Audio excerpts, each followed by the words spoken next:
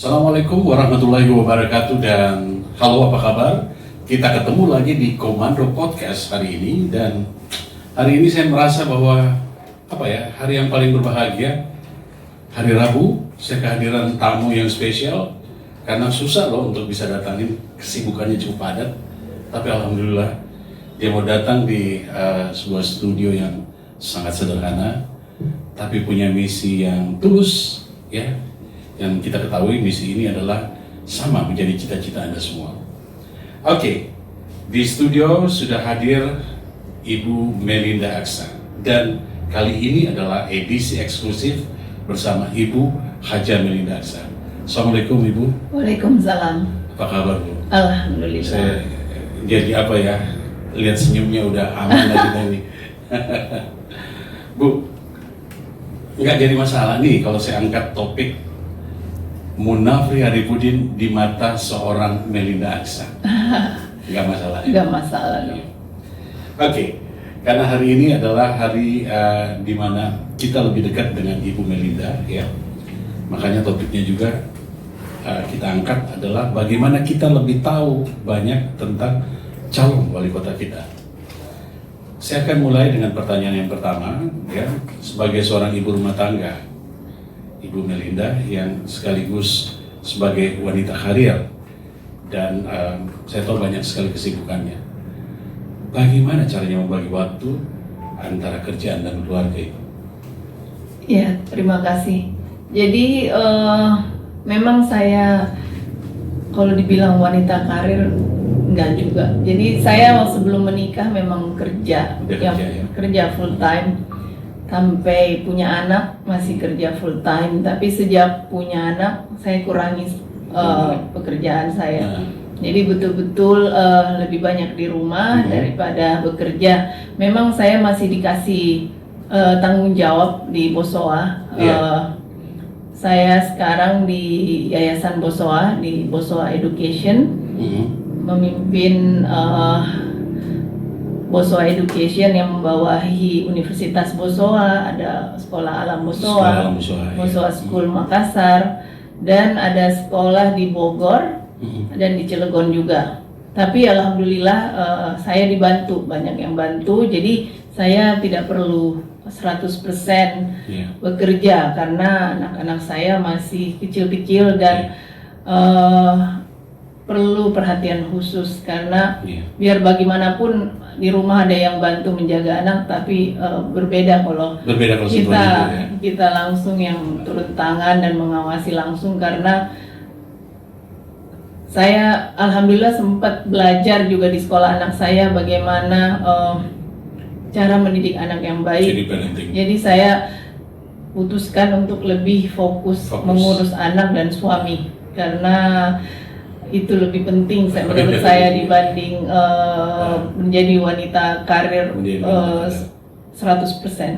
Tapi di rumah dengan pekerjaannya yang disampaikan sama Ibu, semua juga ini niat tulus gitu, karena ini anak didik kan banyak sekali, semua sekolah gitu, dan nilai ibadahnya lebih tinggi lah gitu, karena memberi perhatian dan memberi bisnis kita di pendidikan gitu. Kira-kira harapannya Ibu tentang pendidikan kelak itu seperti apa? Memang makanya juga saya kasih tanggung jawab di pendidikan karena memang saya passionnya juga di situ. Apalagi memang dengan usia anak saya yang masih di usia pendidikan semua. Anak saya masih 12 tahun ke bawah. 12 tahun ya. Jadi yang tertua 12 tahun, yang kedua 10 tahun, yang anak saya yang terakhir kembar umur 8. Jadi emang yang paling tua baru kelas 1 SMP, dan saya mengikuti benar sistem pendidikan mereka dan memilih sekolah yang tepat kurikulumnya untuk anak-anak. Jadi itu yang saya coba terapkan di Bosowa, bagaimana memberikan pendidikan yang lebih baik karena memang di Indonesia menurut saya masih banyak sekali PR-nya.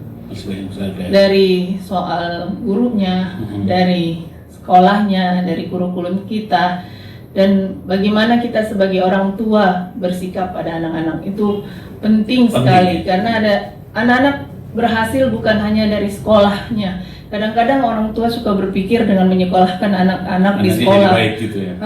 langsung lempar tanggung jawab semua ke Iya. sekolah. Karena saya di dunia sekolah, jadi tak pendidikan, mengerti bagaimana perasaan sekolah, bagaimana Sekolah, ya. perasaan orang tua. Kadang-kadang orang tua terlalu menggampangkan pendidikan anaknya dengan mengirim anaknya ke sekolah. Dia pikir dengan bayar mahal, dengan sekolah mewah, anaknya bakal Udah selesai otomatis. masalahnya. Ya betul, masalah selesai otomatis. Padahal kan ada 3 saya waktu itu ikut pendidikan di sekolah anak saya, bahwa ada 3 hal penting. Bukan hanya sekolah ya, sekolah salah satunya, tapi orang tua dan lingkungan itu harus semuanya terintegrasi dengan Sekolah baik. dan lingkungannya. Sekolah, orang tua dan lingkungan. Iya. Karena kalau cuma sekolahnya yang benar tapi orang tua dan lingkungannya nggak tepat, atau salah satu masih ada yang salah, kan sama Jadi aja. saling mempengaruhi Ya, saling mempengaruhi. Jadi itu yang berusaha kita perbaiki di Posoa. Jadi setiap orang tua yang menyekolahkan anaknya di Posoa, terutama usia di bawah SMA, kita usahakan ada pendidikan orang tua. Jadi orang tua mengerti bagaimana kami cara mendidik anaknya, dan orang tua bisa menerapkan juga di rumah untuk bisa menjadi orang tua yang baik. Karena kita nggak ada guidebook menjadi orang tua yang baik. Kita kadang-kadang langsung aja naluri. Nah itu kadang-kadang kita kan berbeda-beda caranya. Jadi makanya itu saya rasa sangat penting. Mudah-mudahan nanti apabila Pak Api terpilih, kita bisa lebih banyak bagaimana mengedukasi orang tua, karena itu mengedukasi orang tua, ya. penting sekali edukasi pada orang tua itu. Oke. Bu, kalau saya lihat dari kesibukan yang cukup banyak, terus di mana Pak Munafri sebentar lagi udah masuk dalam kesibukan ini, walaupun belum penetapan gitu ya, tapi udah sibuk mulai dari subuh keluar. Ibu masih sempat kan bikinin teh gitu pagi? Saya tadi pagi buka, habis sholat subuh saya buka, dia udah sholat di kakak tua 2 gitu. Itu jam 4 lebih gitu. Iya. Ibu sempat temenin bangun kan? Iya.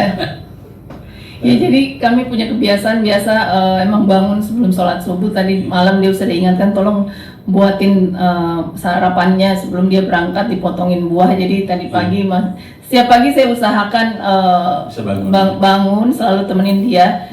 Kadang-kadang juga anak-anak saya, kan dulu anak-anak saya sekolah di Jakarta, jadi anak-anak tahu kalau ada Pak Api, saya nggak bisa anterin ke sekolah. Jadi dia tahu. Jadi kalau ada Pak Api di rumah, saya usahakan selalu menemani di rumah.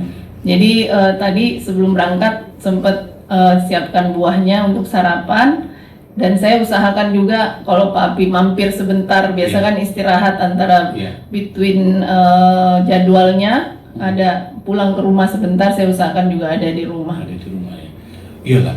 Saya lihat setiap malam pulang jam 11, terus jam 4 subuh udah bangun gitu. Tadi jam 4:47 udah ada di masjid gitu. Waduh. Ini, tapi mudah-mudahan Ibu bisa tabah. Mudah-mudahan. Sudah biasa. Udah biasa. Iya. Bu, pertanyaannya singkat. Bagaimana dunia pendidikan kita yang sama-sama kita tahu di pandemi COVID ini ada yang terganggu, pendidikan lah, kehidupan seharian, ekonomi.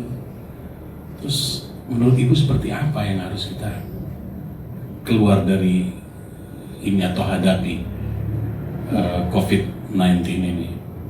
Ya, saya rasa sebagai ibu, tugasnya saya rasa yang paling berat sekarang, karena saya merasakan sekali sejak bulan Maret waktu anak-anak berhenti sekolah dan mulai sekolah di rumah. Itu berat sekali buat saya mengadjust, karena kami ini bukan guru, kami nggak biasa, jadi nggak biasa, maksudnya nggak biasa ngajar anak-anak dari pagi sampai siang. Saya rasa itu berat sekali. Sampai kemarin ada berita kan, sampai ada anak yang dipukul orang tuanya karena mau belajar, sampai ada yang terbunuh lah. Iya, makanya emang karena emang apa ya, itu semua kan tiba-tiba langsung kita berhenti. Biasanya kan guru pun begitu, kami di sekolah pun perlu waktu untuk adjust juga bagaimana cara terbaik untuk mengajar anak-anak dari secara daring ini. Jadi memang semua ini challenging yang harus kita hadapi, apalagi belum lagi masalah ekonomi.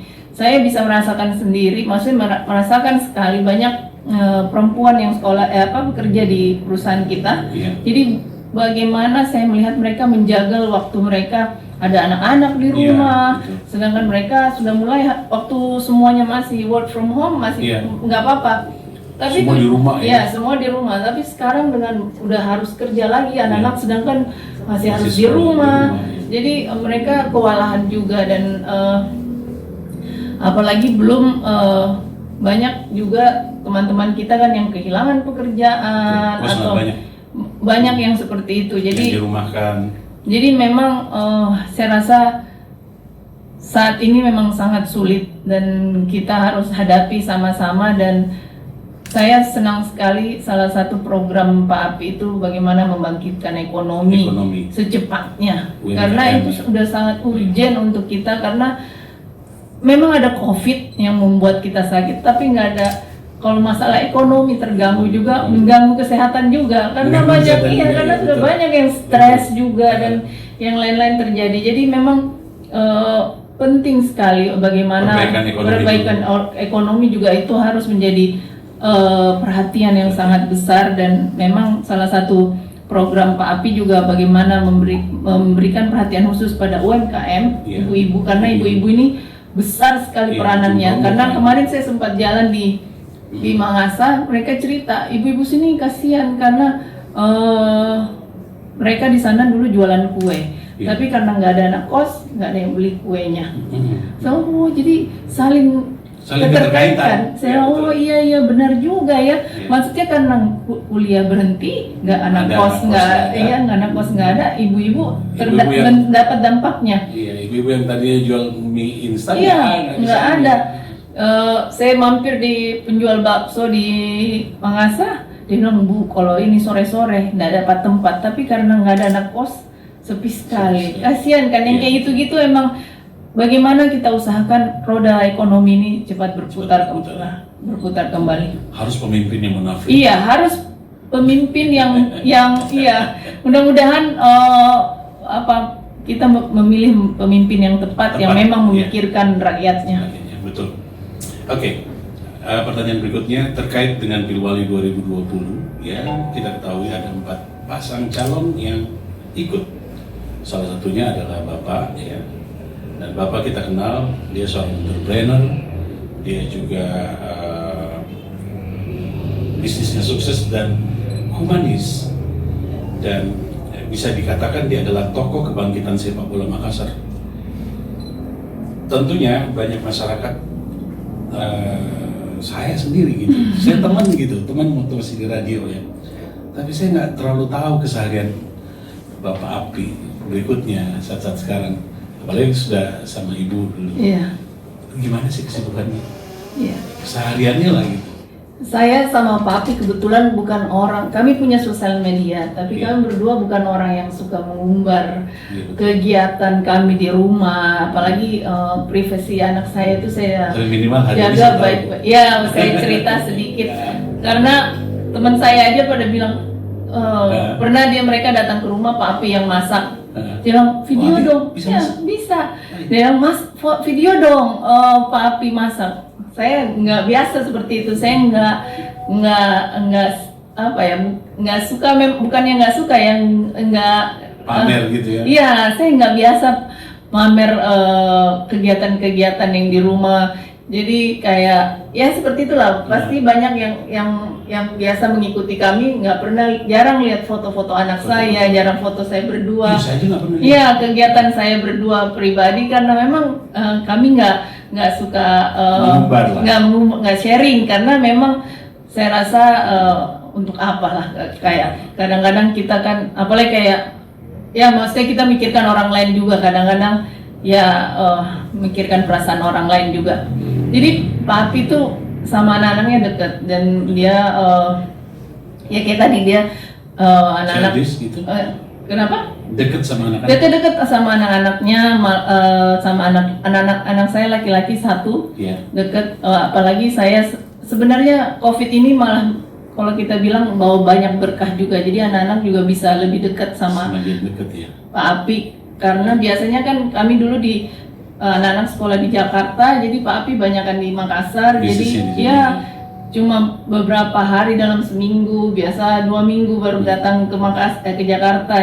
Tapi karena COVID ini kami bisa bersama-sama Bisa terus hampir terus. tiap hari, apalagi pengalaman bulan puasa kemarin terutama sangat 1 bulan itu. ya mengesankan sekali buat anak-anak. Bisa sholat subuh sama-sama, sholat taraweh sama-sama, kami bersekeluarga, dan sampai setelah bulan puasa kemarin anak-anak sampai bilang, aduh pengen banget lagi puasa lagi ya Bu ya. Karena bisa dekat lagi. Karena bisa dekat, bisa betul-betul bersama ayahnya sepanjang hari, dan hampir tiap hari bisa buka puasa sama-sama. Dulu kami cuma bisa buka puasa cuma berapa Jarang kali banget dalam ya. sebulan, karena membagi waktunya itu memang kemarin sulit. Iya. Bu, kalau Api biasa masak apa aja Bu? Macam-macam bisa masak. Dia bisa dari sebelum menikah saya udah tahu dia bisa masak, cuma suka nggak ada kesempatan bisa bikin mie kuah. Dia kemarin juga ada, pokoknya ada satu masakan khas yang anak-anak suka, bikin steak. Iya, sampai biasa saya buatin anak-anak, nggak sama Bu kayak buatan ayah. Oh iya, bumbunya sama gitu, Iya, tapi bumbunya- sentuhan hati orang, Iya. sentuh tangannya orang itu bisa beda. Iya, makanya dia bilang buatan ayah lebih enak. Jadi emang jadi gitu, jarang, tapi sebenarnya dia bisa, cuma nggak ada waktunya aja kali untuk ini. Kalau Api suka makan apa Bu? Makan makanan. Nah, dia suka makanan kampung, pas dia suka sekali kue-kue kampung, taripang, kue-kue basah. Kue Bugis ya? Kayak Bugis lah. Suka makan ikan. Dulu sampai bulan kemarin, selama puasa kemarin kita sama-sama pergi beli ikan di pasar, terus nanti dia kirim ke ibunya yang masakin. Karena masakan ibunya dia paling Rindu, suka, ya? paling rindu. Jadi selalu dimasakin ikan sama ibunya. Ya ini kalau ngomong panjang sih. Iya. Saya suka dengan Ibu Melinda ini, kalau ngomong ngalir aja, runut gitu ya. Kita sampai nggak terasa gitu. Iya. Padahal ini udah hampir 15 menit. Saya waktunya pendek, tapi saya ingin tahu closing statement Ibu ya.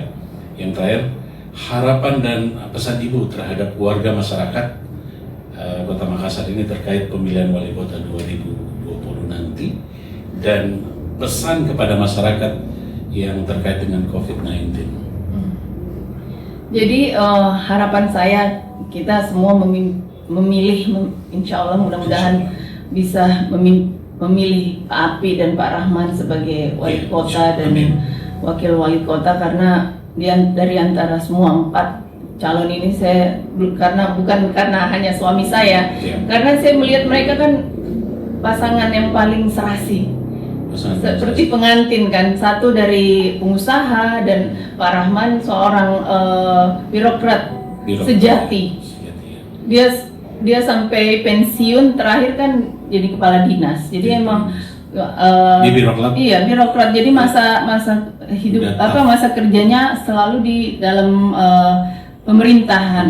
Jadi dan pasti sudah mengerti betul bagaimana selak beluk di dalam pemerintahan, dan untuk membangun ekonomi memang perlu dari kacamata pengusaha bagaimana membangkitkan ekonomi di Kota Makassar terutamanya. Jadi harapan saya mudah-mudahan kita memilih pemimpin yang terbaik, yang kita melihat bagaimana track recordnya dan bagaimana visi misi mereka untuk membangun kota ini. Dan untuk COVID, saya rasa mudah-mudahan ini segera berlalu. Dan dengan program-program Api Rahman sekarang juga bagaimana kita membantu, banyak sekali memang kita fokuskan COVID ini, karena ini emang masalah yang harus segera kita selesaikan. Kalau tidak, kita nggak bisa bergerak lagi.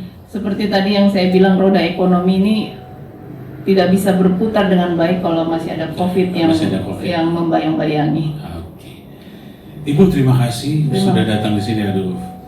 Tapi mudah-mudahan bermanfaat juga untuk Anda yang mendengarkan atau menyaksikan Komando Podcast bersama Ibu Melinda Aksa.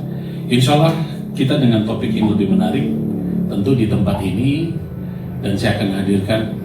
Ya, kalau Anda senyum-senyum aja di sana, insya Allah saya hadirkan Pak Munafri Arifudin. Insya Allah. Terima kasih Iya. Ibu. Ya, selamat siang dan salam komando.